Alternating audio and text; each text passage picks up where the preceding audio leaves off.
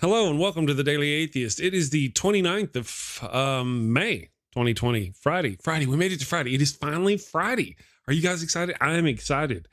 I've got actually a surprise guest host this morning.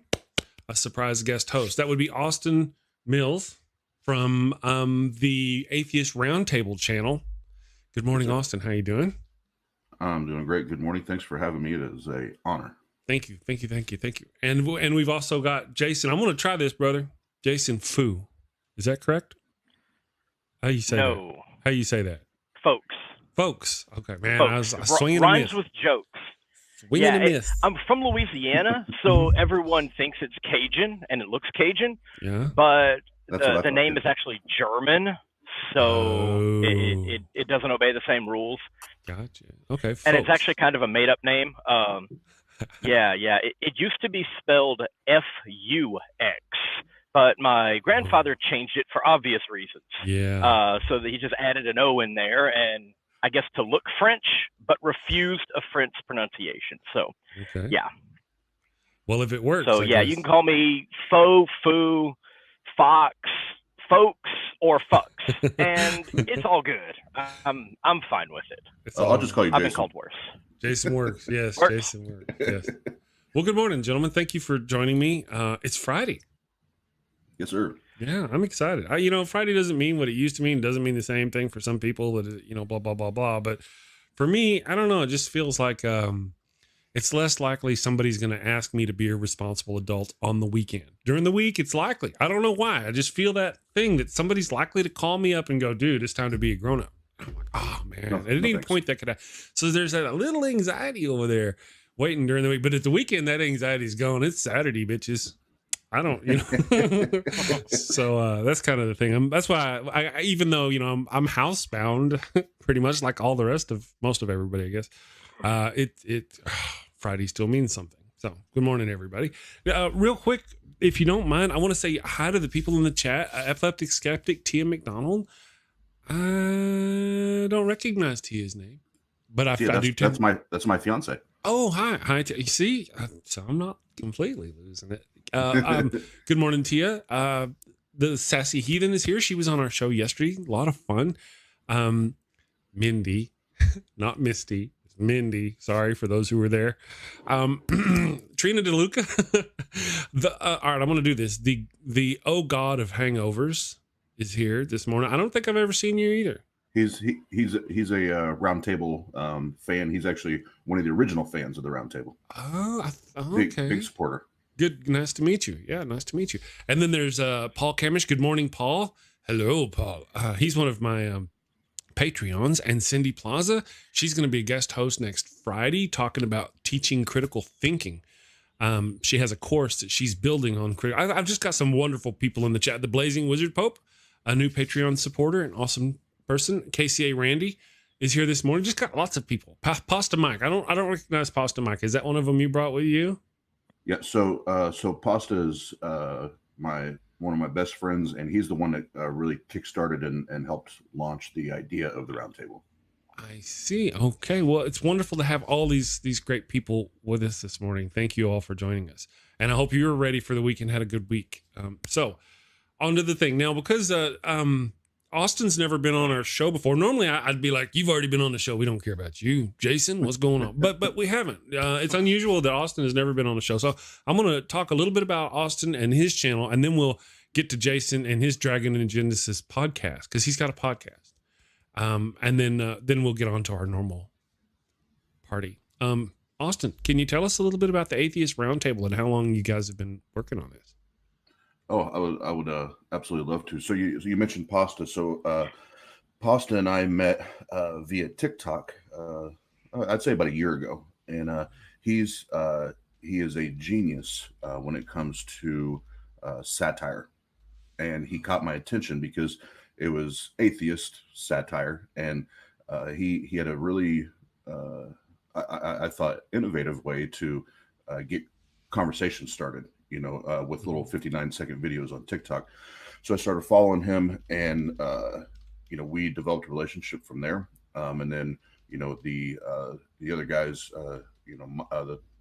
Jesus Mike, as we call him, because he looks like Jesus, my co-host on the round table. Yeah. And then Jeff and Steve, and there's tons of others in the background that help us. We all met via that platform, and Pasta really helped to put the relationships together. Like, hey, I think this would work this way, and it literally went from just doing little Skype videos, like together we'd record them and just make clips of it, to now we've had the Atheist Round Table on YouTube for when I looked the other day, it's like 36 days that since our first live show went on, and we're already at about 450 subs, which is awesome.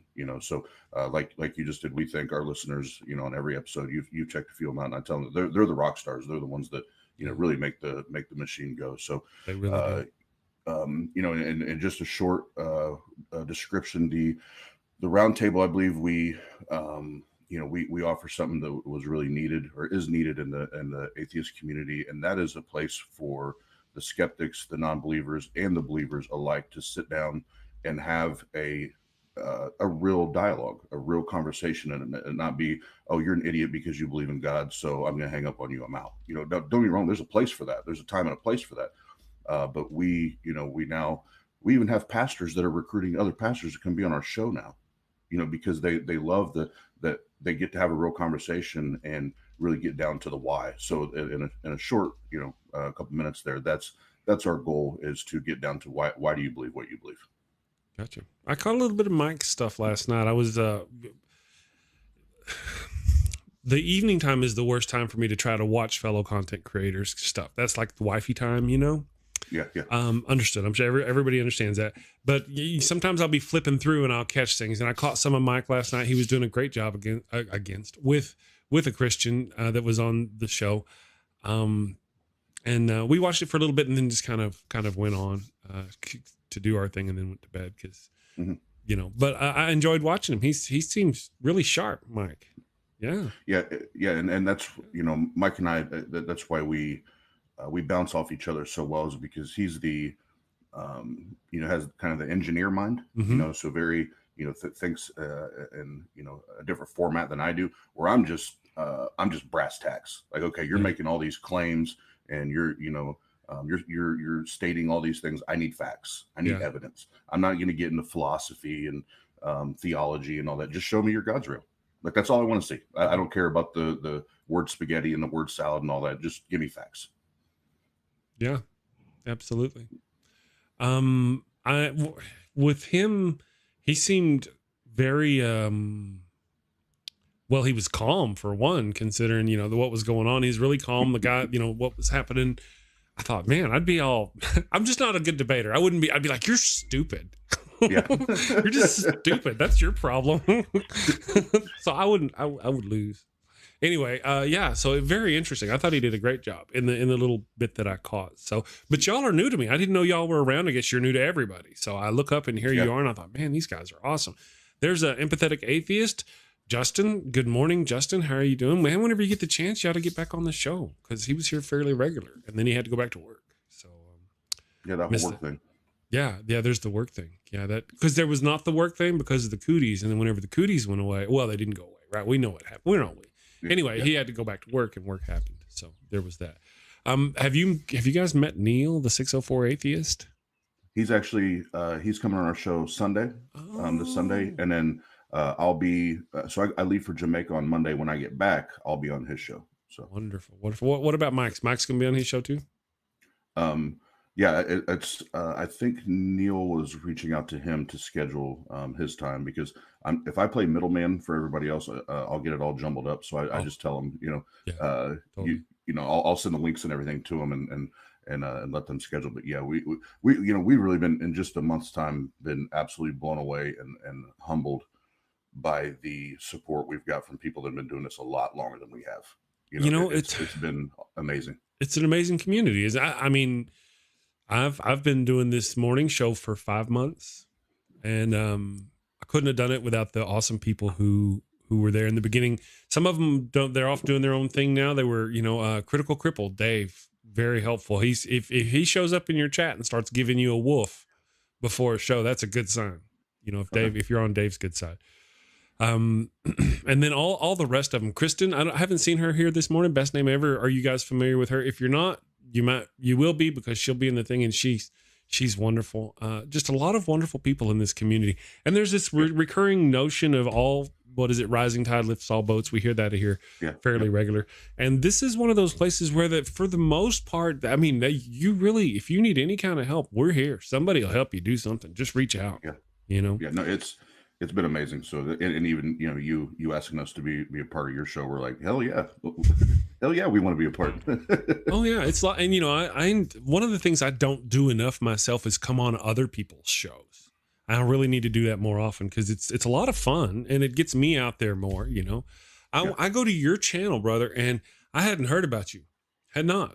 I mean, I'm okay. Let me go check these guys out. So I'm over checking you out, and I'm watching your chat, and you're running like 15 or 20 people. Maybe the 25 live viewers at the time. I'm not really sure, you know, weed brain. But one thing I did notice was none of them were the people that are normally in my chat. You know, I don't remember seeing any of my regular peeps in your chat. And you know, that means there's like a whole different group of you who are the same as me over there, and a whole different group of peeps who watch you, who would love my content. And you know what? None of my peeps are watching your stuff. And it would be awesome if my peeps were over watching your stuff, and because of your content too, you know. And then there's more of you out there. That's one of my deals, is meet people like you and do stuff like that. Get you on the show, get you co-hosting with me, suck you in, get you involved. You know, the race to 1,000 is one of the things, if you're a content creator here and you're looking to monetize and build your channel in that kind of fashion, that's one of the big first. I want to say, you know, from the officials of YouTube. That's not where it starts. You've already seen it. You've got your Patreon, you've got your Buy Me a Coffee app, you've got your Twitter, damn it, Teespring. You're able to develop your channel beforehand, before you can even get monetized, and you can start bringing in some money and getting people to support you even without Google's permission, you know? Yeah. And these things are good. You guys are already on top of that. I really love seeing that in another channel. It's just awesome. Awesome. No, we appreciate it. Thank you for your support. And as you know, when you came in the show the other day, where I was on there with Mike, as soon as we saw your name, you know, pop in there, you know, we were giving you mad love, and you know, we believe we should be cross-pollinating. I appreciate that. Yeah, no problem. Anytime you guys come in, we want to do that, because, like you said, there's tons of people out there that need need to hear your content, need to hear our content, because, you know, people are at different places, different phases of their life, and you just never know what help you're going to be. You know, whether it's us being funny and being dumb and letting people see that, atheists aren't just assholes all the time. We know how to have fun and enjoy life. Or, you know, like I always say, they're on that teetering line where they're asking questions. They become skeptical of their belief. What can we do to help them confirm that, no, that's not real, but here's the way out? Because it's hard, man, not to get into my story, but it's hard. It's brutal, you know, exiting, you know, religion. So there's a platform for everybody, and every single creator, you know, has their impact to make, and their stamp to put in somebody's life. True. And, you know, speaking of different methods and different creators, Jason. Yeah. So you're a podcast person. Yeah. So I'm not religious, and I hate talking to people, and I also hate the sound of my own voice. So how I ended up a podcaster is a question that I still ask myself daily. I don't really know why I'm doing this. But no, so basically my story is, I grew up Catholic because I'm from Louisiana, and if you live in Louisiana, you're just Catholic.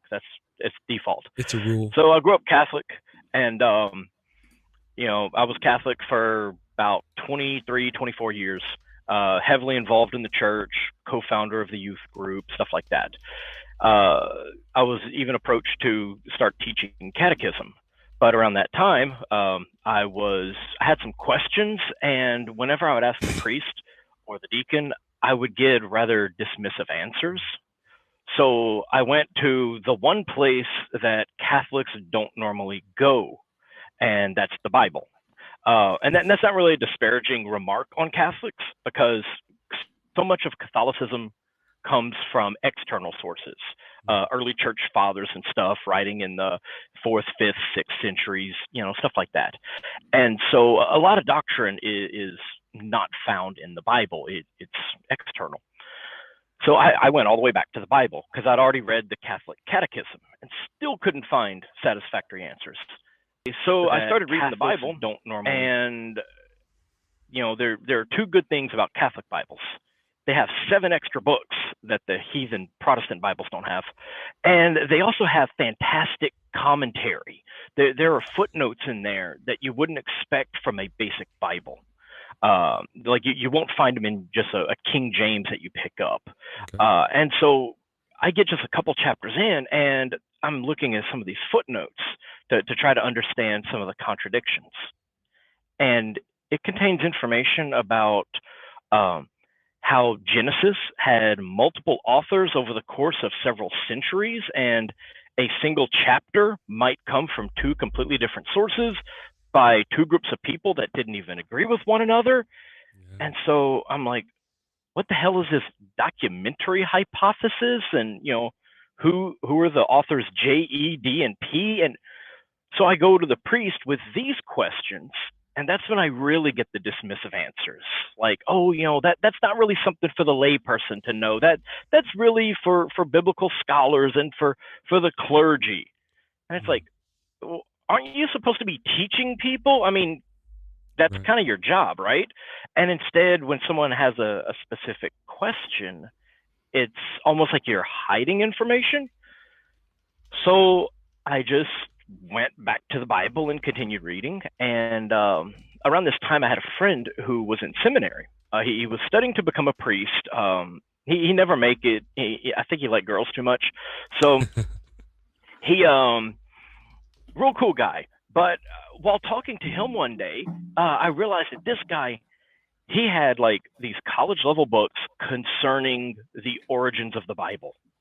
And these are things, that I couldn't get my hands on, because this is around like 2003. You can't just like hop on Amazon and buy these things or download PDFs or something. It was a bit more difficult, and the local bookstore didn't have any of this. So I talked to him about some of this, and he kind of starts getting cagey about it. And I'm like, okay, so as early as seminary, these guys are being told that certain information is not for the congregation, it's for the clergy. But I managed to get the names of some of these books. And so I managed to find one. I got a used copy off eBay, and I started reading it, and my mind was blown that there was all of this information, like the fact that the book of Genesis couldn't have been written any earlier than about 600 BC, because it has numerous references to things that took place, around that time or even later. Mm-hmm. And I'm thinking, my priest, my deacon, my friends, they're taught this information. But then when you ask direct questions, they either avoid giving a real answer, or they're up on the pulpit and what they're saying is completely contradictory from what they've been taught. And that really shook me. And I was like, okay, so I'm not going to get good answers from religious sources because they are told to lie. I mean, 3 different people who none of them knew I was asking the others were all giving me similar answers. This is this is a problem that's deeper, And so I kind of just ignored them and studied on my own, and continued to read the Bible and read about the Bible. And by the time I was finished with the Old Testament, I realized that I was no longer a believer. So much of what I read, I was like, this is mythology. I took mythology in high school. This is mythology. Mm-hmm. It's dry mythology. A lot of it's really boring, and a lot of it's kind of hidden. It's subtle. It's tucked away in the background of the text. But this is myth. And by the time I finished reading the New Testament, I was like, I'm an atheist. I'm not just like, I'm not quite sure. I'm having a crisis of faith. I was like, I don't believe there's a God. The foundation of my belief in deities is a book of mythology. Yeah, I just read Homer, it's myth. And so I was still going to church because Catholic family, Catholic community, I was still part of the youth group. I was still expected to help organize things, staff retreats and stuff like that. I really liked the kids. They were great kids. And so I felt an obligation to them, but I started kind of backing out of it because I was like, I'm trying to do something for these people and I don't believe in any of this. And so over the course of the next couple of years, I realized that there was kind of something missing. Not really religion. I mean, yeah, you have that gap when you leave religion. But what was missing was an understanding. I thought I had understood the whole story of, of God and of Jesus and everything else. But reading the text made me understand that I didn't understand any of it. Like right. Most of what I learned was not in the Bible, Right. The story of Sodom and Gomorrah never says anything about homosexuality, it's not in there. It's just not there. And so I said, I want to understand this. I mean, so much right. of my life was devoted to being a good Catholic. And now I don't even know what that means because that's these stories aren't really there. Right. And so real quick, I just started studying the Bible. But Boomer, I'm sorry, I don't mean to interrupt. Boomer, you wanted to ask which Bible. He's a late arriver. It's the Catholic Bible, real quick. And we've got a couple of super chats. I want to say thank you to the Blazing Wizard Pope. He sent us a Unicorn Rider of the Apocalypse sticker. That's what that is. So thank you very much. That was 64 Danish krones. Thank you, sir. Appreciate it. And actually, Pasta Time has thrown coffees all around, $24.99 in real American dollars. I think they're real. You know how American dollars are. Thank you. Thank you very much, Pasta Mike. I appreciate that. I didn't mean to interrupt. I just got a shout out to the people who shout out to Absolutely. Us. So thank you. Oh yeah. Jason, carry on. Yeah. Awesome. Carry on. So yeah, my first reading of the Bible was with a Catholic Bible, which even after I've studied the origins of the Bible and a bunch of these others, I prefer. If I'm going for a mainstream Bible, I prefer the Catholic Bible. And the reason is because it's taken directly from sources that are a bit older than many of the other Bibles. If you look at the King James, the NIV, New Living Translation, stuff like that. Their Old Testaments are based on a thing called the Masoretic text, which only dates back about 1,000 years. Its growth and evolution, prior to like about 980 AD is just lost. We don't have any copies from that line of manuscripts more than about 1,000 years old. And so, how it grew and evolved during that time, we don't know. And when it's compared to older copies of the Old Testament, there are, I think, something like 20,000 differences. It's a great many. It's a different book. And for the longest time, everyone thought that since the Catholics were working from a Latin translation that was based on a Greek translation, that theirs was more corrupt and they had added some stuff and changed some things and all of that. But when we found the Dead Sea Scrolls at Qumran, then scholars began to realize that the Greek Septuagint, which is a Greek version of the Old Testament, that is actually closer to what we find in Qumran. And the Masoretic text that all your Protestant Bibles use for the Old Testament is actually very, very different from any of our really ancient sources, our Latin, our Greek, and the Hebrew and Aramaic text that we find at Qumran. And so your Old Testament, like in your Catholic Bible, is much closer to what you would have found in, say, the 3rd or 4th century AD and, further back. And so that's one reason that I like it, but I do read, and for the podcast, I do use other Bibles, including the Jewish Publication Society Tanakh, the I have an English copy of the Septuagint, which is the Greek Old Testament. It's our oldest complete Old Testament. It's like about 150 BC. And then for New Testament, I do have a couple King James and New International versions.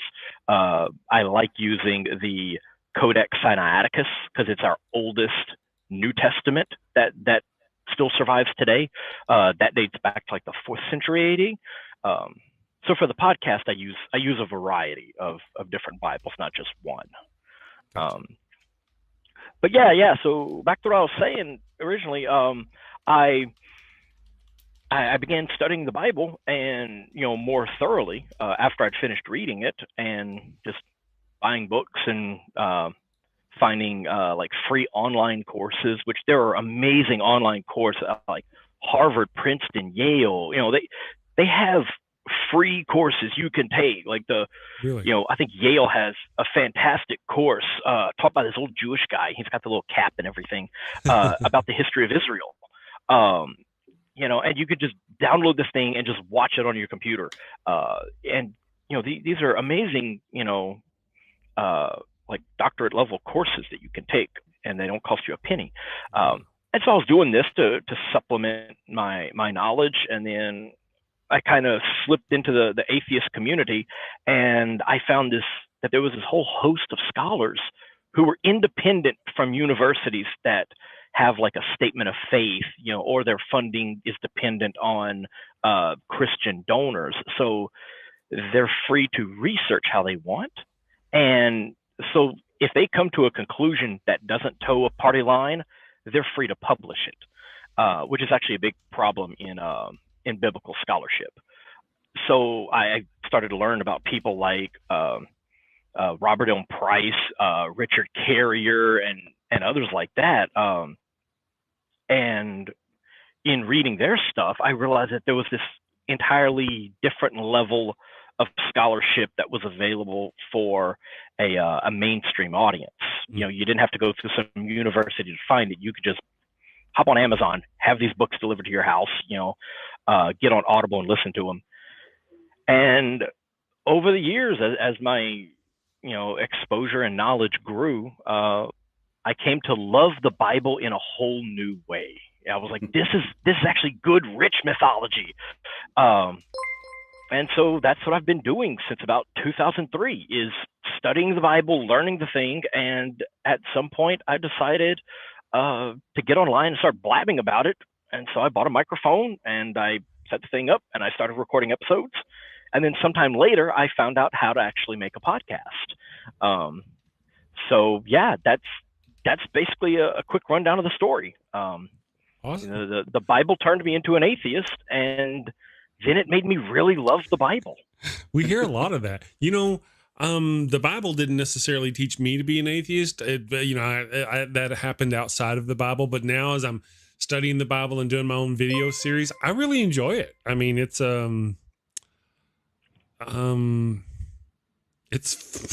I want to say it's funny. It's almost comical. I don't know if you guys, either one of you have heard my Evil God Monster of Abraham series. I'm going through the Bible chapter by chapter, pointing out, look how horrible this monster is. And now it's like, I'm doing chapter 12. I'm like, oh, I'm giddy. I'm so excited. This is going to be so fun. Look how horrible this guy is. This guy is this guy's the Abram of the Abrahamic religion, the Abraham of the Abrahamic religion. And he's inbred. He's married to his own wife. He gives the Pharaoh of Egypt an STD. He whores out his sister wife he's married to his own sister. He whores out his sister wife twice. I mean, I'm like, this is awesome. So why does anybody venerate this person though? Once you get past the then you get past that and you're like, this is a prophet, an actual prophet. And then, of course, sometimes I've heard Christian people say, well, people like this dude. Well, right. But their deal is, well, the point is that even though he was flawed, God still loved him. No, wait a second. I've heard that argument before, but I got to tell you, especially in the Old Testament, God did not like flawed people. He murdered them en masse. If you didn't toe the line, so to think that this guy was doing anything wrong in God's eyes is, he was the chosen. you know, Yeah, and he yeah. was batshit crazy. Yeah.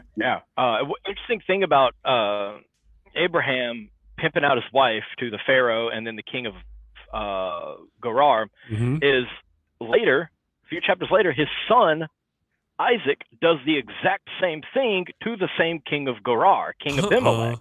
It's 3 versions of the same story, and it's just, you stroll. It's basically like one of those jokes, but you know, your dad has one version, your uncle has another, and your grandfather has a different one. It's got the same punchline, but the details are that's what it is.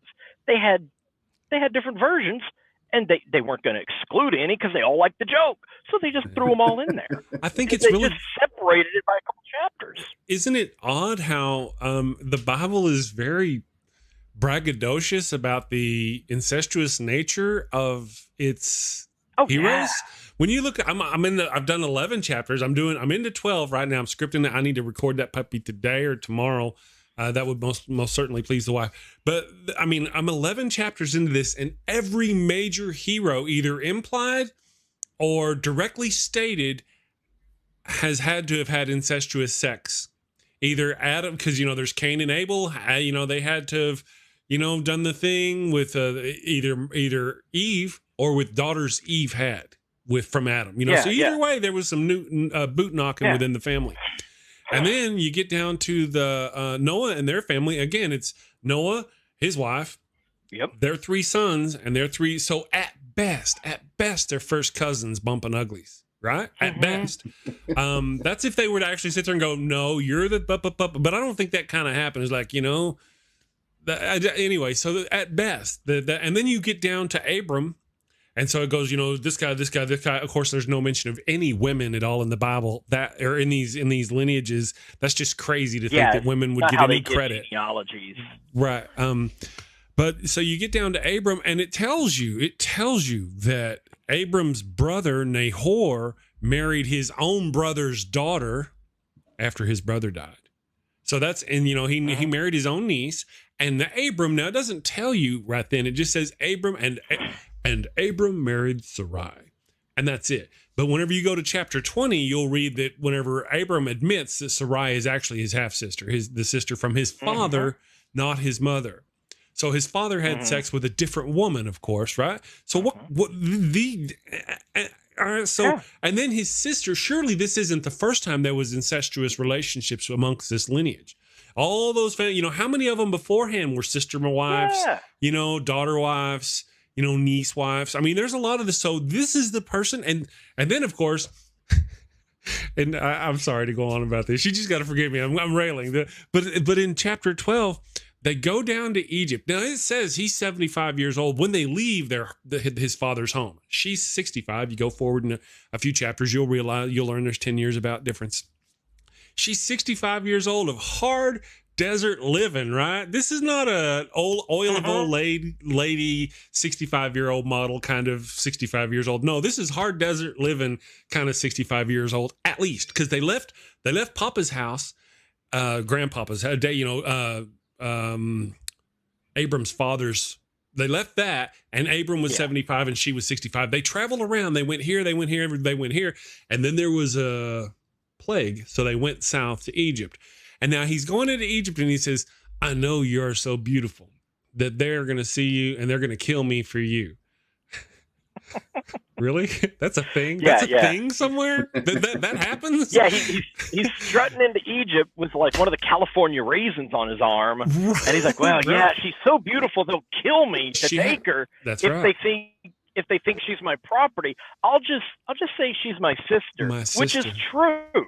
No, he didn't say that at that point, though. But you're right; it is true. Yeah, and then he doesn't. He just kind of strolls in, and he's like, you know what? I won't even wait for him to ask. He just goes to the Pharaoh and he's like, here, take her. Well, and actually, as I'm reading the story, you know, this is how it reads, and I admit I'm doing the NIV. I don't care if it's good enough to teach millions of people, if it's good enough for me to analyze. So he goes down to Egypt, and When they get to Egypt, the Pharaoh's princes, depending on which version you read, some call them the Pharaoh's princes, some call them like the officers of the Pharaoh or whatever, see her, and she is so beautiful that they go and tell the Pharaoh. That's how beautiful this 65-year-old gilf is. Now, I'm not against those sorts of things. I actually, women can be beautiful. I have no problem with, I mean, just like the odds of the hard desert living, never a toothbrush in her mouth. You can't imagine there's any fangs in there. Average life expectancy is about 40. Yeah. So, and I love that we call it California raisin. Is that what we call it? Yeah. Well, I mean, you just have to figure the desert herder kind of female, 60, 65 years plus, 65 I get it, plus. Well, what's amazing is I got the instant mental picture of the California raisin. You're bad man, Jason. You're bad man.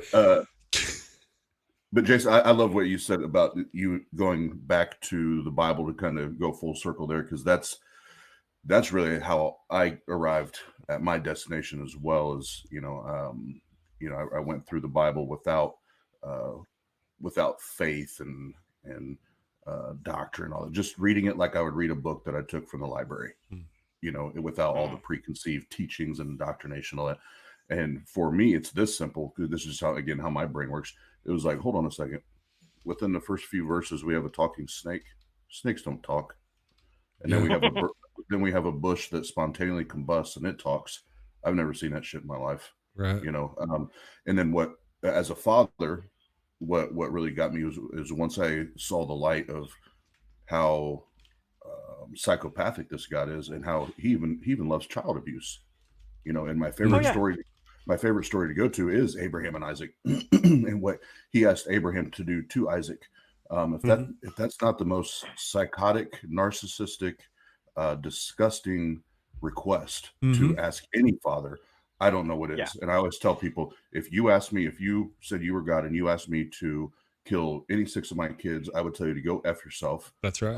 And I'd probably take care of you, not them. Absolutely.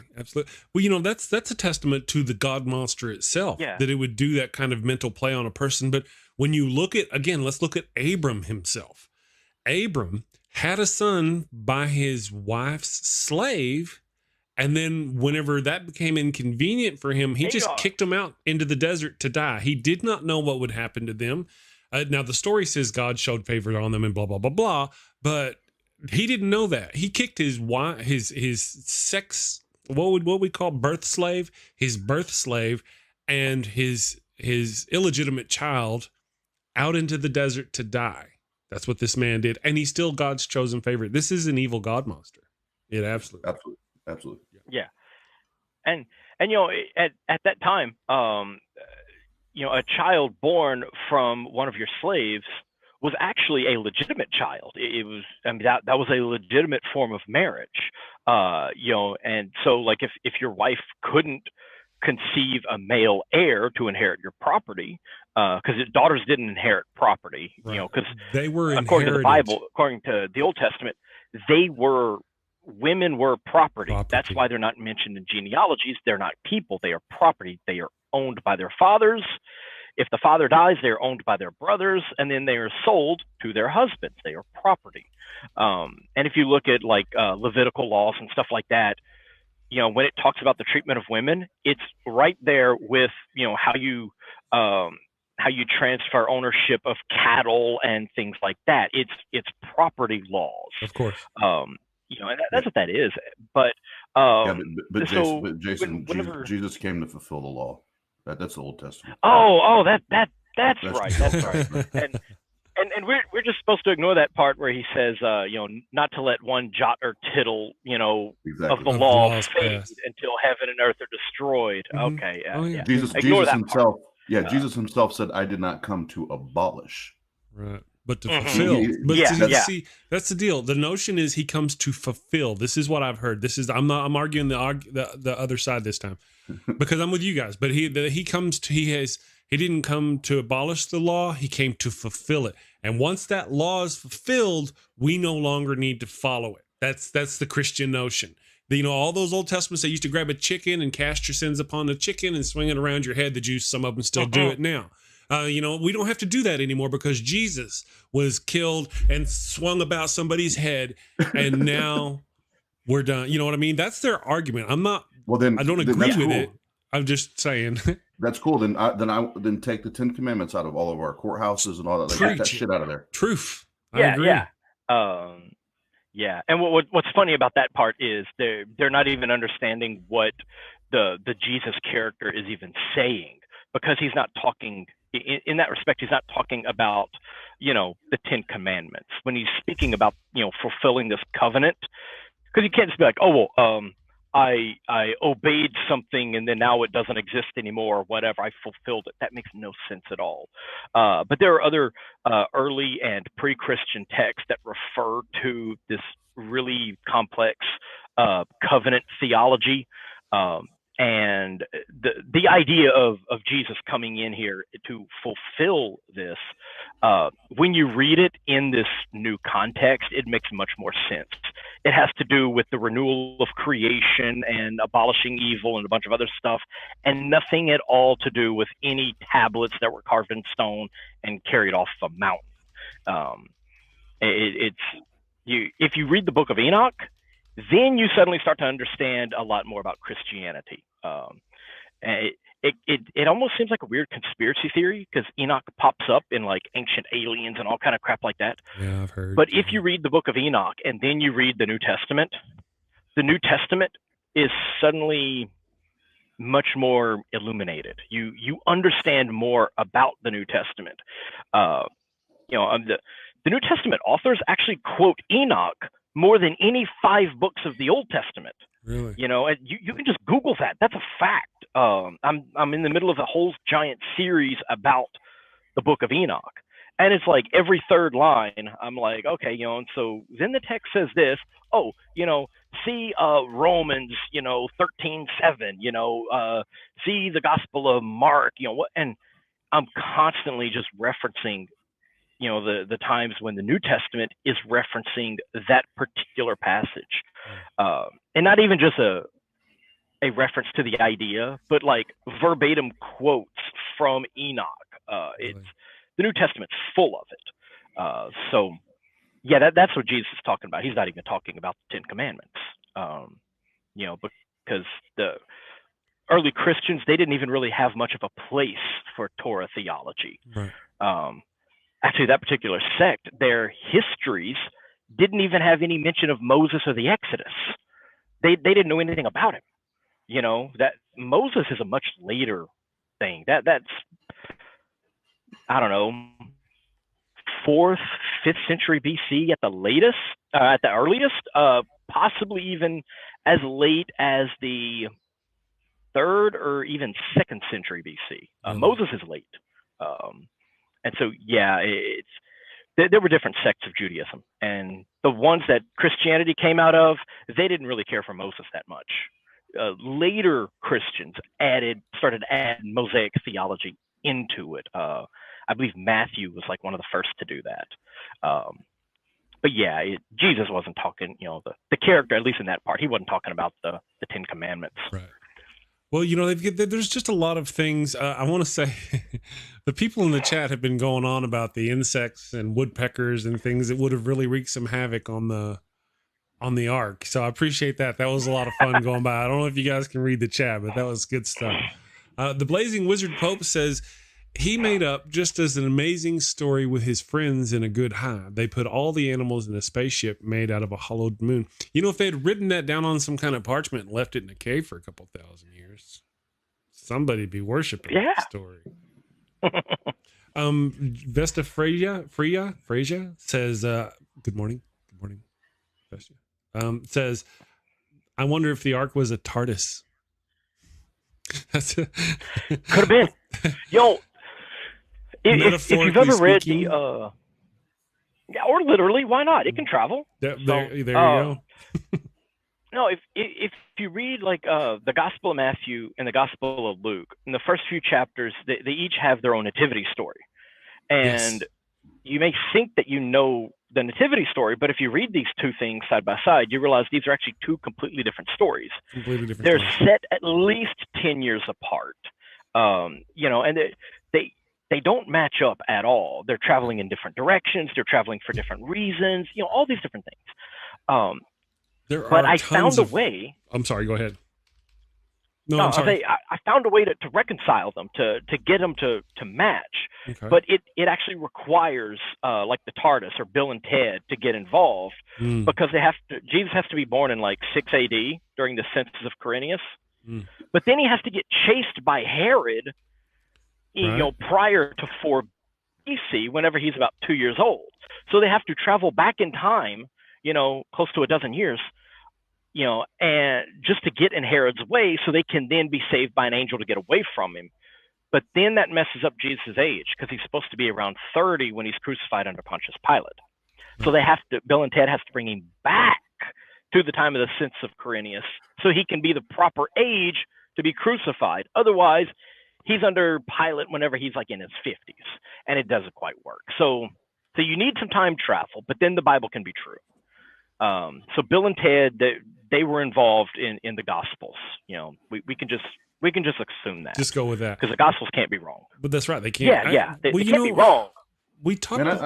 They're talking about different stories of different versions of the same story being jammed in there, and that's twice we've discussed that. Well, that Genesis, you were talking about it whenever you were reading it in seminary, right, or in your studies. Genesis, you went to your Catholic priest and he said there was 2 different stories. And that was something I experienced in as I was going through the Evil God Monster of Abraham series and doing the thing. I'm like, why do you tell me here all the animals got off the boat? And then you're like another line down, you go, and then the animals all got off the boat, one by 2 at a time of their kind and blah, blah, blah. And then it finally dawned on me. I'm like, oh, there's 2 completely different stories here. And I took chapter 8 of the Genesis and I ripped it in 2. I took the 2 complete stories, every scripture from the one over here, every scripture from the other over here, and I read them separately as 2 completely separate stories. Right. It's, I believe, the Yahwist source and the priestly source that are jammed together to make the flood story. And my Bible actually says that. In the margins, it tells me that these are 2 different, and it gives the list of which verses are which. And that was the first time I'd ever marked in my Bible. I got this blue pen, and I'm like reading this thing in the margins, and it says, these verses are from the Yahweh source. And so I go through and I'm highlighting those verses. And these verses are from the priestly source. I'm like, okay. Wow. And then you read everything that's highlighted, and then you read everything that isn't. And you have 2 complete and completely different flood stories. The length of the flood, like where do the waters come from? Does it come from the rain? Or does it come from under the earth? The Tehom, the chaotic waters, of the primordial world. From the deep. How many animals? Was it 1 pair of each, or was it 1 pair of some and then 7 pairs of all the kosher animals, which makes no sense because they didn't even have kosher laws then. How long did it last? What animals were sent out? Who closed the door to the ark? Did Noah do it, or did the angels do it? All these different things. And it's like, these are 2 stories. Absolutely. But you really can't even get out of the creation, because Genesis 1 is one creation. That's Genesis 2 is completely different. Absolutely. It doesn't say, oh, well, then he focused in, he got done with the big macro creation. Now he's doing the micro. He's focusing on one garden. No, he starts over. It's a completely different thing. Well, if Genesis 2 is actually older than Genesis 1. If I may, it does look that way. If you go read it, it does look like it's an outline view, and then you kind of zoom in a little bit and you see the creation. But again, if you read the thing, you realize they're actually two different stories. They're just kind of they stuck them in the order to where it looked like that. But in the first one, that's why they're in that order. Yeah, in the first one, man is created on the 6th day after the plants. In the second one, plants are created first, and then a garden, and there's all this other stuff. Yeah, so it's all absolutely. And then now I knew that in the New Testament they did it again. In that was it Matthew and Luke? Mark and the ones you mentioned earlier. I'm not into the New Testament. I'm not as familiar with it as I should be. Yeah. But I knew there was 2 different nativity stories. Jesus is born here. He goes to the south. Somebody tries to kill him. He goes this way. He does this. In the second story, he's born here and he goes this way and he does this and he goes to the north and he travels over here. I knew that. I knew that. But again, it's a great example of you really have to want to believe. There are so many discrepancies and so many glaring, this is just stupid. This is a talking donkey, a talking serpent, right? One, Go ahead. Austin? Sorry, I didn't mean to interrupt, but the one thing I challenge people to do is, talking about the New Testament. This one was very simple for me, and I can't remember who told me originally to do this exercise, but to this day I'm grateful that they gave me this challenge. But they said take the 4 Gospels and read it chapter by chapter. So chapter 1 of each Gospel, chapter 2 of each Gospel, and take notes as you go. And if you overlay them, now mind you, Christians say that these are eyewitness accounts, right? These are eyewitness accounts. I don't know how the Gospels don't even say that. Right? I don't even know where that comes from, but according to Christians, these are eyewitness accounts. None of them are the same. How do we have four eyewitness accounts to what is the staple in the life, the cornerstone, the pillars of your faith, the birth, the death, and resurrection of the Christ? How do we have that? That's the pillar, but nobody. Were they all high? Were they drunk? They couldn't get the same story together, So even those, if you overlay those, you see all the consistency. Like, okay, who was at the tomb? Was the tomb open? Was the tomb closed? And yep. Mary Magdalene, she thought he was the damn gardener. Like this is the Christ. This is the Christ, and you think you thought this dude was just the gardener, right? So all of these things, it's like, come on, man. Like you just said, I 100% believe at this, or agree with you at this point. If you really read with logic and reason, and you're being a critical thinker, you have to want to believe really, really bad. Yeah, you have to ignore so much. Absolutely. And the Gospels are actually even worse than that. So first, they're all out of order, and that's like Genesis 1 and 2. It's deliberate. If you put them in order, it kind of messes with you, especially if you put the entire New Testament in order. Then if you do that, if you put the New Testament in order, it gives you an entirely different message that Christians really would not like, which is why it starts with Matthew. And then the letters of Paul are much, much later. Because Matthew starts off with a nativity scene. It starts with the birth of Jesus.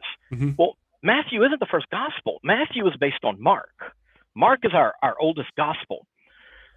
And the rest are fan Luke fiction. Is based on Matthew. Yeah, they're all fan fiction. Mark itself is technically fan fiction because Mark is based on the writing. At least a lot of the Jesus stuff is based on the writing.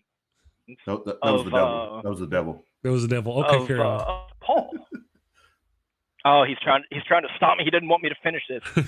No, so the Gospel of Mark is even technically fan fiction. It's a rewriting of a lot of the letters of Paul. Half of what Jesus says in the Gospel of Mark, he's actually quoting Paul. Right. It's not something Jesus said. He's taking Paul. Mark is taking the words of Paul, right, and putting them into the mouth of Jesus. But then Paul is put later, so it seems like Paul is referencing Jesus. Right. And the nativity scenes that you have in Matthew and Luke are to solve a problem that they thought was in Mark, but they only thought that because they didn't understand what the hell Mark was talking about. Right. Because they thought Mark said that Jesus was from Nazareth. So Matthew had, and they run to Nazareth, and then he's raised there. And then Luke has him living in Nazareth, and then there's a census, and they have to, for some reason, the census wants you to travel to the ancestral home of an arbitrarily chosen ancestor from 1,000 years earlier, where you don't even own property, and go register there, which makes no sense. Right. But then he travels from Nazareth to Bethlehem, which Nazareth wasn't even in the district that had been annexed, so they wouldn't have even been part of that census anyway. That didn't become a province until much, much later. So he wasn't even, required to take any census.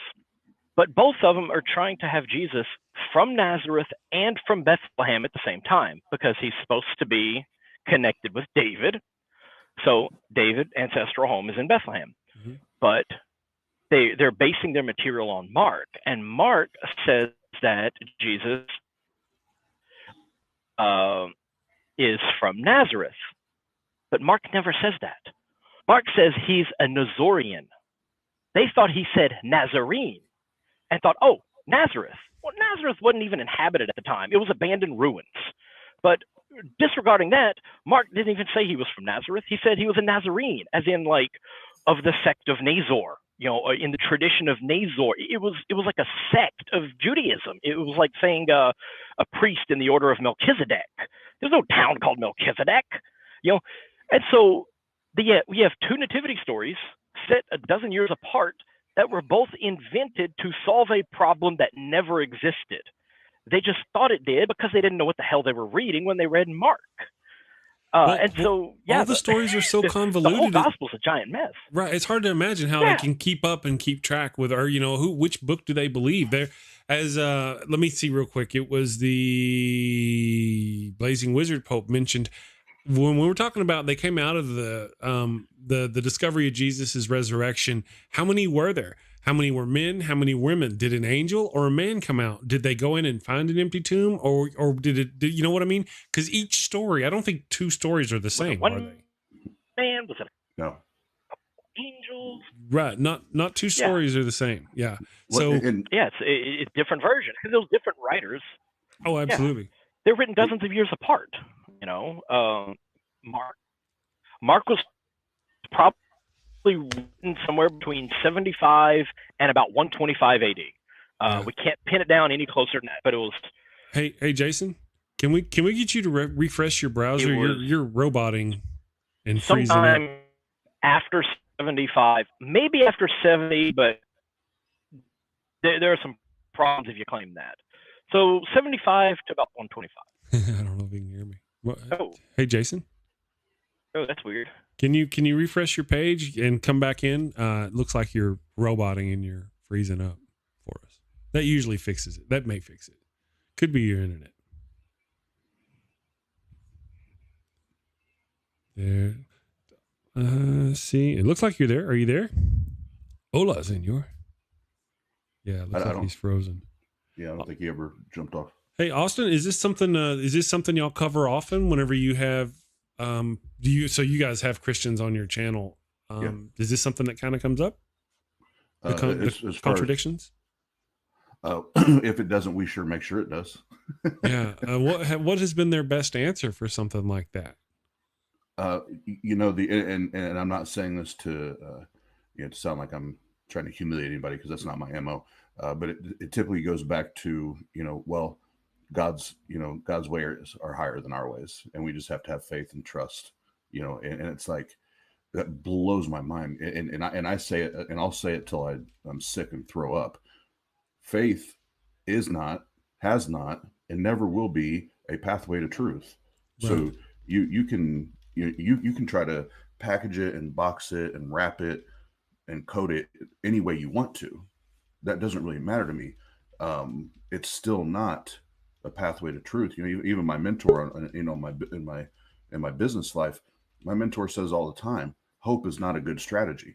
Right. We don't hope something's going to happen. We make a plan, we create a process, and we execute. So when I hear theists say that, well, we just have faith. Well, good. Have fun with that. Yeah. Yep. Well, we got you back. Let's see if you're there. Are you there? Looks like his internet. Maybe your internet, brother. If you can hear me, you're frozen. Yeah. Yeah. Looks like he's frozen again. Well, we'll let Austin carry on. Whenever you were answering about how the Christians address have you ever heard the website bibviz. Is it bibviz.com? It's got all the Bible contradictions. I don't know if I've heard that one specific, but I have like a bookmark of all my favorite go-tos, on contradictions and things like that. Well, my favorite one that really gets under Christian skin is the insertion of the virgin birth. Because if you look at the original text, and I think whether it's the Greek or the Hebrew, it's a word, I think it's Alma is how they pronounce it. And it actually just means a young woman that is of age of bearing. Like she is at that age. Doesn't mean anything about being a virgin. Like, that's not implied. That's something that's added later to sensationalize the birth story of the Christ. So even things like that, like the virgin birth wasn't even a thing. that was just we're gonna add a little spice and seasoning to this story and make it even more unbelievable, so that you really have to believe it by faith. Yeah, well, oddly enough, and I see. Am I back? Are you back? You seem to be back for now. Yes. Okay. Can you wave at me? Yeah, mine like completely cut out. Okay, yeah, you're there. Yeah, okay, you're there. Yeah. Okay. Mine Like completely cut out. Not sure what happened. Yeah, you're still roboting, brother. Okay. Yeah, you're still pausing. We've got some time. I mean, it's 8:00. We'll go on a little bit if you guys don't mind going on a little bit. If you still got a little bit of time, Austin. Yep. I got a few minutes. I got to be somewhere at 11, so I got half hour, 40 minutes. Okay, awesome. That's wonderful. Yeah. So nice. If you want to reboot it or something, right now it seems smooth, brother. But if it continues giving you some grief, you might bless it, pray over it, Jedi mind trick. Oh yeah. See if you can get it to work. If you have any anointing oil, I heard that does the trick. Just pour it in the back of the computer. I think I left that at home. I don't think I have any of that on me. Have you laid hands upon it? I got a twin brother, and he used to lay hands upon his computer. He threw it out a window one time. Really, he threw that some bitch right out a window. Anyway, that's the Blazing Wizard Pope says the Danish Bible has two words in the different stories they translate to English: virgin and maiden. Going back to what you were talking about. Okay. As far as I'll go back and look, but I've never seen virgin associated with that. I can always go back and look. But it may depend on the version too. But he says the Danish Bible. I don't know how. Okay, yeah, how that applies. Can't say I've ever read that. I don't know which one that's based on. I believe if you go back to essentially the Greek, and you'd have to talk to like someone who actually reads ancient Greek, but if the arguments I've heard is that if you go back to that, you see that there are basically two different ways of writing it, and Virgo is basically a maiden. Virgo intacta, an intact maiden, is a virgin. And in the Gospels, it says Virgo. And there's it's a young girl. And what's really funny, the nail in the coffin for this is that when the idea was first proposed to some of the bishops and stuff, I forgot the date. It was centuries and centuries later.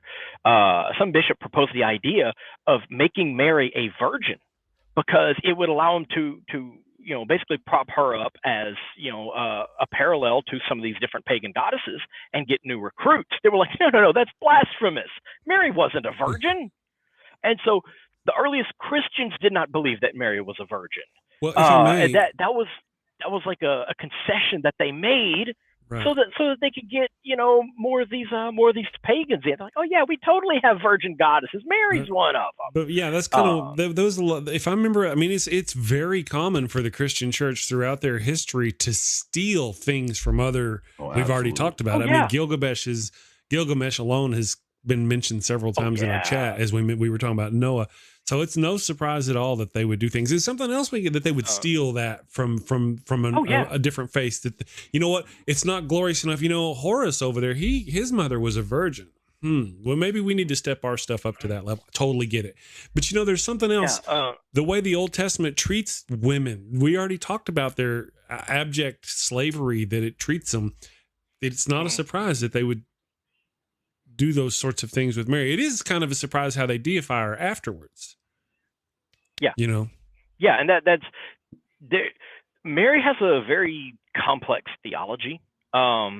Mary is actually based on the goddess Asherah. A lot of her early iconography is iconography from the goddess Asherah, who is also called the Lady of Jerusalem. So would you argue Mary didn't exist then?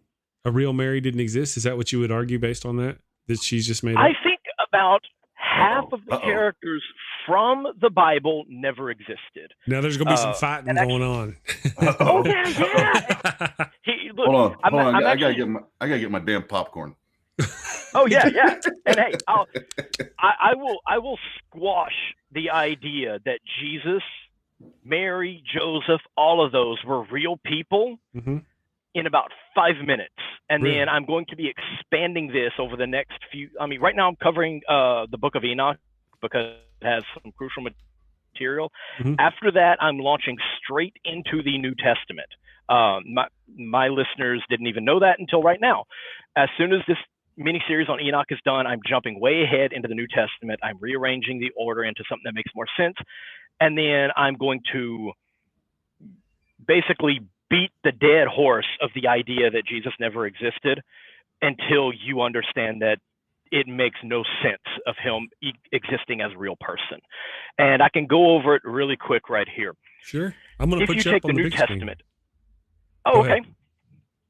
If you take the New Testament, and it's all out of order. You know, we already discussed that. Matthew is up first, Mark is later. Rearrange it. I actually have an episode called The Order of Things all about this topic. Rearrange the New Testament and put it in chronological order. This means that the Gospels are way later, because we can't even show that they came out in the first century. They certainly couldn't have come out prior to the destruction of the Jerusalem temple. So we're talking after 70 AD, but there's evidence that Mark is plagiarizing a work of Josephus that came out in the year 75. So we're going to take Mark, we're going to put it after the year 75. Matthew came sometime later, probably a decade or so. Luke, about a decade after that. John, sometime after that. You know, I'm convinced Michael Bay wrote John. So that goes out. Now we have Gospels stretching out into the middle of the 2nd century. Now, up into that time in which the Gospels are written, we have one mention from a non-Christian in historical context, and that is Tacitus? Oh, what is Tacitus? Tacitus, about 115. And if you read what he actually wrote, he says he's talking about Christians and what they believe. He's not saying, oh, well, you know, I have this eyewitness source for Jesus. He's like, yeah, there are these people called Christians and they worship, you know, some like demigod, kind of like Hercules. So okay, it just proves no one's there were arguing. Christians. Yeah, no one's arguing that there weren't Christians. We know there were Christians. I want to point out real quick that whenever they talk about the two non-Christian sources for the blah, blah, blah, Josephus and Tacitus, I just want to point out, oftentimes you'll hear Christians use that as, you know, I believe because here these people wrote, and they weren't even believers, and yet they wrote about this. Here's my notion on that. They weren't even believers. Even if it was true that they did this, they weren't believers, and they weren't convinced. Tacitus didn't become a Christian. Josephus didn't become a Christian. They weren't convinced, and they were freaking there. They wrote the stuff down. So why would you, a Christian today, be convinced based on their words, even if they were true?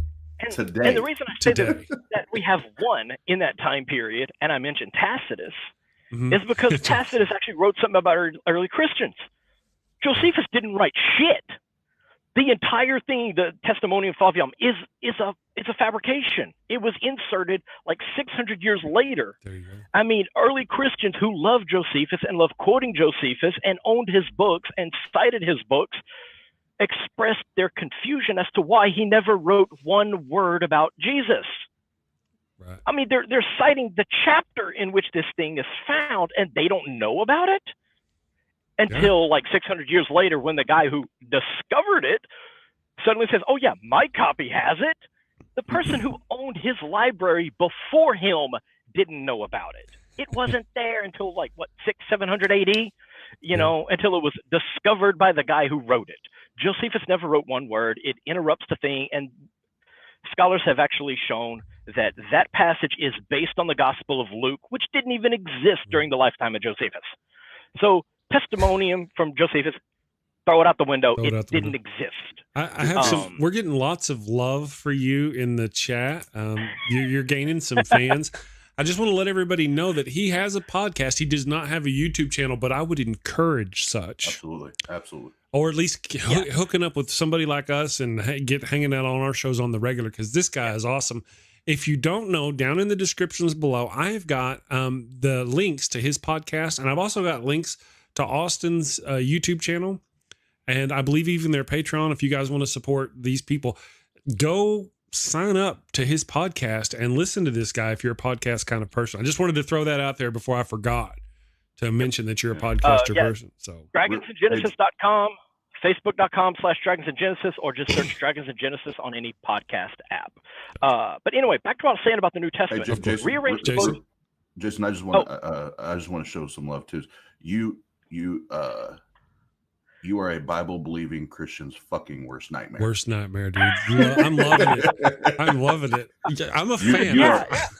You're an assassin, bro. Like as soon as you started going, I'm like, shit, I thought I knew the Bible. I don't know shit. I love this thing. I've been studying for almost 20 years. I love this book, and I hate that people just take everything out of context and try to pretend it says something it doesn't. But no, if you rearrange the stories in the New Testament in order, which will be the authentic letters of Paul, half of what's in there attributed to Paul is forgeries that happened after Paul was dead. Put the first 7 Pauline epistles up first, okay? And basically go on from there in chronological order. These things were written around 50 to 60 AD. Okay, this would have been during the time when eyewitnesses could have existed. Okay, and then you're going to continue on with your New Testament. Mark is going to come much later, Matthew, then Luke, then John, Acts and all that. That's going to come way, way later. You do that, and if you read it in chronological order, your New Testament tells you an entirely different story. It doesn't start off with, here's how Jesus was born and why this, this Jewish guy was trying to assassinate him, and then let's go on and tell you more about that. It starts off with what you have from the middle of the 1st century. This is ground zero. This is early Christianity, when people who would have been alive at the time were still alive. Okay, this is within a couple decades of the ostensible life of Jesus. And when you read what Paul says, 20,000 words worth of material, put that into a text document and do a word search for Joseph, Mary, any mention of Jesus on earth, walking around, leaving footprints in the sand, any mention of Jesus working miracles, the miracles at the wedding, raising people from the dead, any of that. Do searches for any of that. Do a search for the word disciple. The actual physical followers of Jesus. You can't find it because Paul doesn't know anything about it. Right. The earliest Christians don't know shit about a Jesus on earth. He's created up in heaven, and it says this in our oldest manuscript. He is created in heaven from leftover sperm of David. It says manufactured, not born, manufactured by sperm. This is an ancient idea. It appears in Zoroastrianism. It appears all over the ancient Near East. They take ancient sperm from a divine hero. They create this Messiah in heaven, in the highest heaven, the 7th heaven, where El Elyon lives as the father of Yahweh. Check Deuteronomy 32:8. He then descends through the different layers of heaven down to the realm of the firmament. This is the earthly realm. This is the dome over the earth. It's up around the layer of the moon. The moon is in our atmosphere. He goes up there, or he comes down to that layer where all the demons of the world live. These are the watchers that were cast down from heaven for whatever sin they committed way back in like Genesis 6. They don't live underground yet. That's a different part of the theology that comes later. That's after their punishment. They go underground. They live up in the sky. They're air demons. Jesus comes down to their level, the level of the firmament. These are the powers, the archons, the dominions, and it says that these sky demons, capture Jesus. They don't know who he is because he's in disguise. They torture him. They crucify him. He dies up in the sky by the area of the moon. He then comes back from the dead, and then he begins to appear to the first people on earth through dreams, through visions, through revelation. And so for the first 50 to 75 years of Christianity, all they knew was that Jesus was some kind of grand archangel, possibly a re-envisioning of Yahweh himself, which it actually says in the text every time they talk about Jesus and his Father in heaven. They say his Father is not Yahweh. They say El Elyon, the God Most High. That's the Father of Yahweh, mentioned numerous times in the Old Testament, and for thousands of years before that in Canaanite theology. He comes down to the realm of the firmament. He's crucified by a group of angels, not by any Romans. And then After his resurrection, he begins appearing to people through visions, never on earth. The only way, and this is specifically in Paul numerous times, the only way anyone knows about Jesus is through revelation. There are no disciples. Paul he never met even used Jesus. the word. He doesn't know about him. No. Yeah. No one he met ever met Jesus. He says that. Yeah. And if you read that, but he also writes Mark, the most about him, doesn't he? Jesus on earth. Yeah. Yeah. And I just want to break in real quick, and I want to say thanks. I got some super chats. I want to say thanks to JJ Del Angel. Oh, go ahead. Thank you for the $5 sticker. That's wonderful. We appreciate it. Good job. Much appreciated. And Pasta Mike, thank you again. You guys are wonderful. You're all wonderful for your support. Okay, carry on, brother. You were saying. Yeah. So can I just say that no wonder it's no wonder. Jason, listen to you talk. It's no wonder that we have, like, I'm exaggerating here, but we have like 3 billion different sects or denominations or whatever. I mean, for the love of God, they couldn't get it right when they were writing this shit. You know what I mean? And it's like, no wonder, and but yet this God's supposed to be all knowing and all powerful and all this. He couldn't even get the freaking first version right. And now we got people copying and recopying, and then they add their shit, but that's supposed to be illegal too. You're not supposed to add or take away, but these sons of bitches add and take away all they want to fit their narrative. So then you wonder why you have all these different versions of Christianity. We just talked to a Seventh-day Adventist. Well, and it just gets worse. They just keep piling on, right? And we had a Seventh-day Adventist on our show the other day, and after the fact, I was talking to him, and he had spent like 4 or 5 hours with us, so we ordered him a DoorDash, sent him a steak dinner, to say thanks for spending 5 hours with us. But him and I were talking, and he was like, "Well, no, that's a different religion." I was like, "What are you talking about? You all call yourself Christians." Mm-hmm. He was like, no, we're the real Christians. That's a different religion. And I was like, well, Jesus, y'all read the same damn book, man. Right. They're all different sects of Judaism anyway. And Judaism, Second Temple Judaism, is a creation of Zoroastrianism. I've already covered that on my podcast numerous times. They're sick of hearing me say the Z word. Half your stuff that you would recognize as Judaism came from Persia. Your kosher laws and all of that's Persia. The idea of only one God, that's Persian. But no, there were always different sects of Christianity. It was never one thing. As far back as you go, it's multiple sects arguing against each other.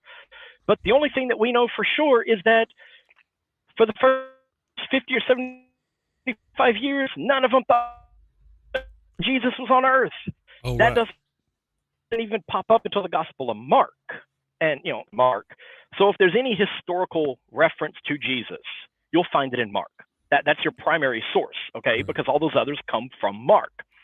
None of them have any external sources, except for the Gospel of John. He hints that his source is Lazarus. Lazarus is a fictional character from the Gospel of Luke who wasn't even thought to exist. He's a fictional character in a parable who did not come back from the dead. John reverses it to make a different point. Right. So we can throw those out and just look at Mark. Mark wasn't even thought to be real.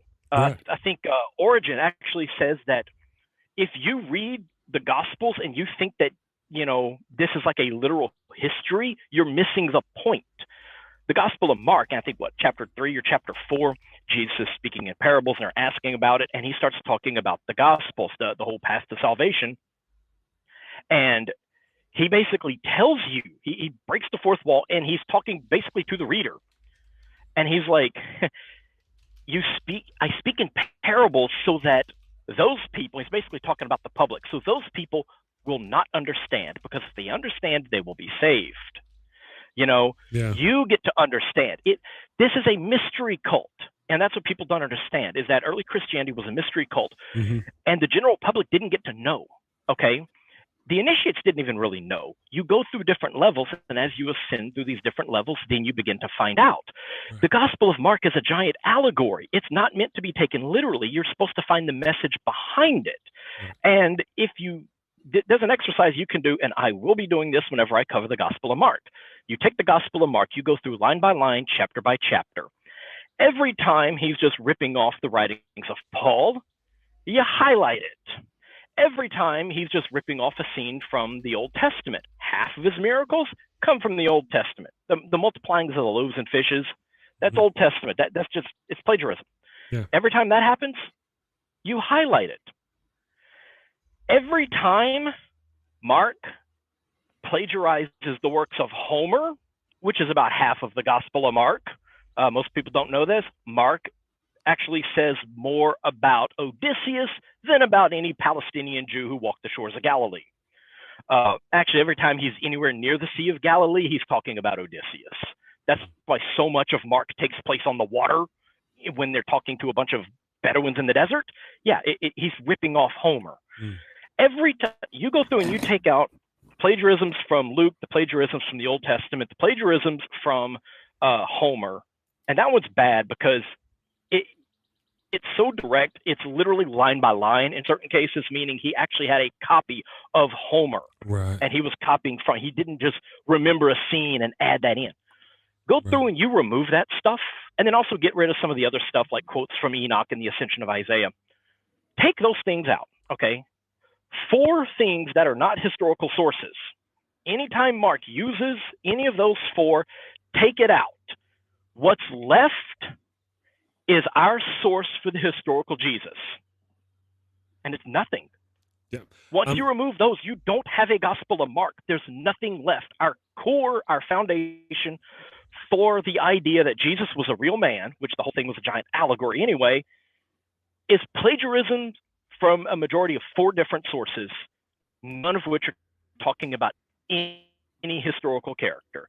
You know, they're talking about prophets that never existed in the Old Testament. They're talking about fictional characters from the works of Homer, and it's plagiarizing stuff that Paul said. And you get rid of that, and there's nothing left. The Gospel of Mark is gone at that point, and that's actually an exercise I'll be doing on a couple of episodes. Gotcha. Basically tearing apart Mark line by line to show that when you get rid of the fiction, you don't have anything left. So what's our fictional character based on? What's our historical character? Our Jesus, the man who just started a revolution. Where does that idea come from? Well, you know, if Christians it comes from a bunch of fiction that got cobbled together.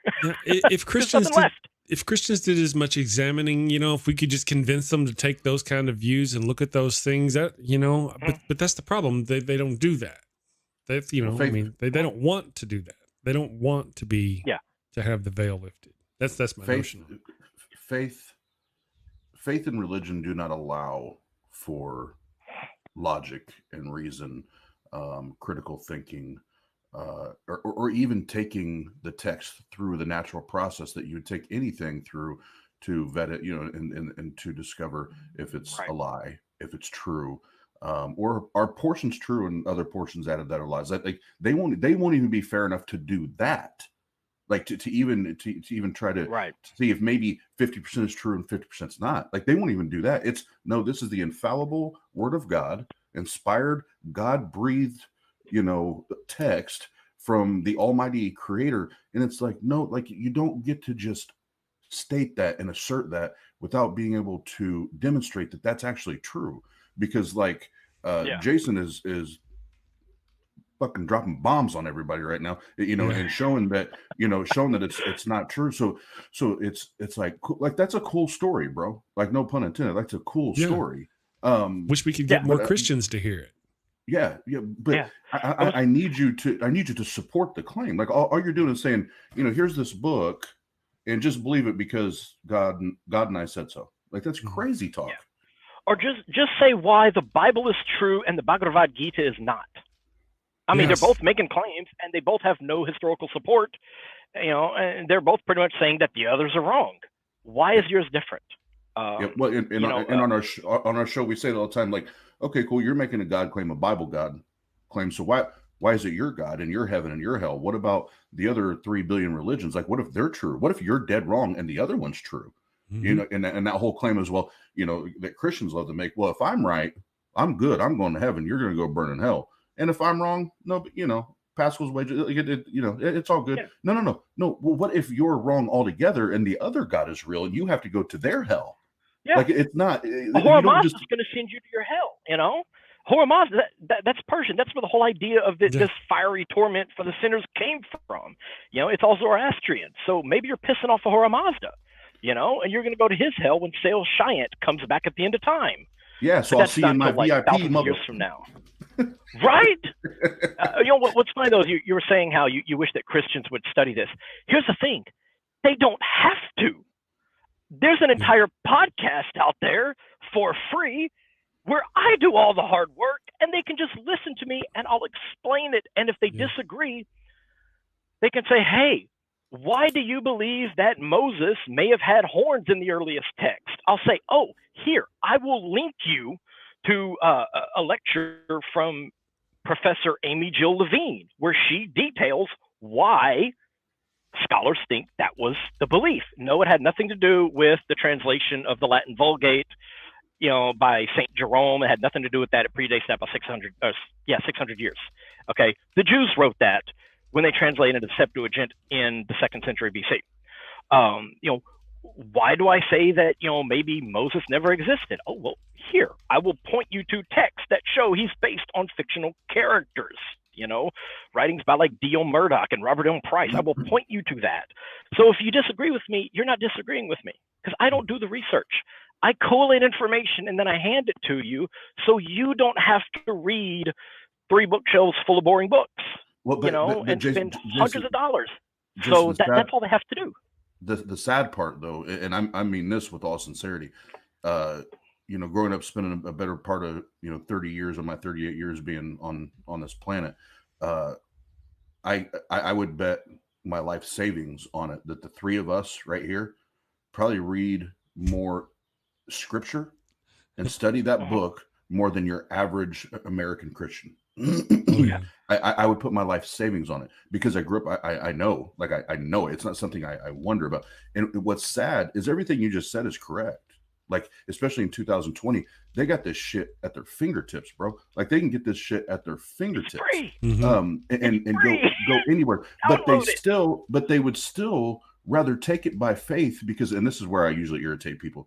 They would still rather take it by faith, because it's their safety blanket, because people want something that's bigger than themselves, that's outside of themselves, to have this comfort and hope. Yeah. And I always call it a safety blanket, and they freaking hate it when I say that, but that's what it is. I need my little blankie, you know, when I go to bed, and it's like that's cool. Like when you're a kid, like, just like Santa Claus was probably cool when you were a kid, but it's not cool anymore, you know? And that's where the fact that, you know, and not all, because I know some very, very smart, you know, Christians, and they do their studying, they do their research, but the majority of them won't even take the time to sit and study and really delve into what we're discussing right now. And that's what bothers me, is don't quit taking it on faith. Quit to, like, be skeptical. You know, that's what I teach my kids. Be skeptical of everything in life. Ask questions, wonder why, and don't ever be afraid to ask. And as soon as somebody tells you you can't ask that question, run. You don't want to be involved. You do not want to be involved. If they can't answer why, if somebody tells you to do something or to believe something or buy into something, why? And if they don't have a why that they can put in front of you to buy into, run. Yes. Get the hell out of there. That's what I'm enjoying about watching some of Anthony Magnabosco's his street epistemology is just some wonderful stuff. He's non-aggressive. It's just a matter of the why. Why you believe that? Really? Come on, why you believe? Tell me again. Explain that to me. How do you know what you know? Yeah. Right. Yeah. Yeah. I bought Peter Boghossian's book a while back, and I went through it 2 or 3 times, and I was like, okay, you know, and like I would watch some of Anthony Magnabosco's videos on YouTube, and whenever somebody would say something, I would pause the video and think, okay, what question should I ask? And I was trying to train myself.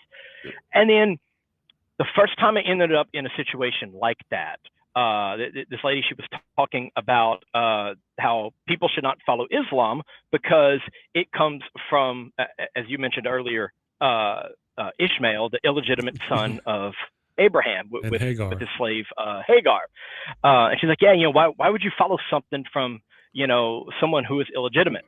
And I was like, this is a perfect opportunity for me to practice, you know, basically street epistemology. And this is why I don't do that, okay? Because my response was, oh, do you mean like Jesus the bastard?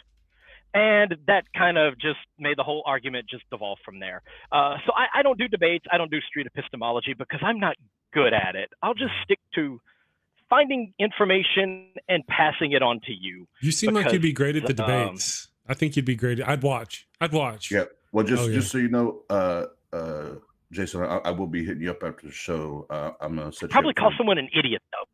I don't know. Me too. But if they're being that, then it's all's fair in love and war. But yeah. I would actually. There's a gentleman we know. Shout out Pastor John. He's one of the theists that's a regular on our page, and he swears that Jesus is a thing and a person and all that. And I would love to have you come on and debate him. But we can talk after the show on that. But I'd love to have that. Yeah, I would encourage you to start your own YouTube channel, bro. For him. Where's the evidence? No, bro, right. But hey, Jason, I would encourage you. I technically have a YouTube channel. It's one video though. I was about to say you have one video citing a UFO, and it is it's very clear quality. It's so clear you can actually see the wrinkles in the aluminum foil on the flying saucer. I'll share a link to that on my page. High def. That's the only YouTube video that I have. Gotcha. Well, all right, here. I don't really you have a podcast, though. I'm not really good at it. But you have a podcast. Okay, yeah. I don't know if you know this. Whenever this show is done, I will go about an hour later. Actually, I'm kind of a slacker. I haven't done it in a week. I need to go do it. But I'll go and I'll download the video from this show. I'll cut the video out. I'll take the audio. I will add a little ending at the end. Thank you for listening to the Daily Atheist podcast. And then I up to my podcast. And now I've got a video channel and a podcast with the same content. And I'm building both. Brother, you could do the same thing. I'm just encouraging you because everybody, you're awesome with your Bible knowledge. People in the chat are loving on you something fierce. Dropping bombs. I mean, absolutely. Yeah, there's some serious Jason leg humping going on from the chat. They're loving you, and I understand why. You got some serious Bible knowledge there. Nice. How'd you get so smart? You don't look this smart. No, I don't. I'm just an idiot trucker. I just read a lot. I'm just obsessed with it for some stupid reason. That's awesome. But there are some Christians that do investigate, and about a quarter of the people who listen to my podcast, at least based on the messages I receive, about a quarter of them are religious. I have a couple of young Earth creationists who have been listening for over a year. Some of the most pleasant conversations I've ever had on the topic of religion is when we go back and forth. We have wonderful discussions. Never a harsh word said between us. But about a quarter of my listeners, from what I can tell, are believers, most of which are Christian. And they, some of them are interested in this stuff, and some of them do. I mean, not everyone, who's religious has a closed mind and doesn't want to learn about it. Right. I mean, one of my listeners, late last year, she sent me a message because she had started off kind of, telling me how she was religious and why she thought maybe I'd gotten some of my stuff wrong, and so I was like, I'd have these discussions with her, and over the months, we would have these discussions about, religion and, Christianity. Oh, did I cut out? No, you're still there. Nope. Mostly. You're starting to. Okay. Yeah. Okay. Screen did something weird. Well, we hear you. You're not moving anymore, but we hear you. Carry on. Weird. Okay. So anyway, she sent, now he's all gone. Damn devil. It's the devil. He's in league with Lucifer, and that's his problem. Yeah. I'm just waiting to see. No, he's oh, there he is. He came back. There you are. Is that you? Okay, am I back? You're back. Okay. Anyway, so it's one particular listener who's a Christian. She sent me a message. She used to go back and forth with me.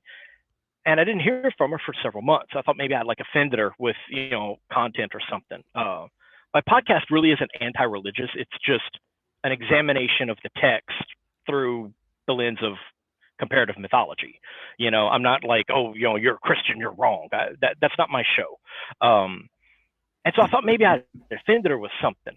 And a couple months later, after I hadn't heard from her, she sends me a message and tells me that she has transferred her kids out of the religious private school they were in. They are no longer going to church. She had told her children that it was basically mythology. It was, fiction that some people believe, and that she was no longer a believer. And she credited my little, podcast off in the corner of the podcast universe with the knowledge that led her to that conclusion. And I saved that message. Like, I copied it and I saved it, because I was like, this is important.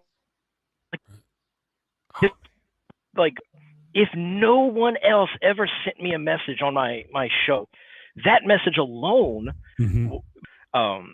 so that it's important, and it is important to interact with these people because they can learn, and many of them just don't have.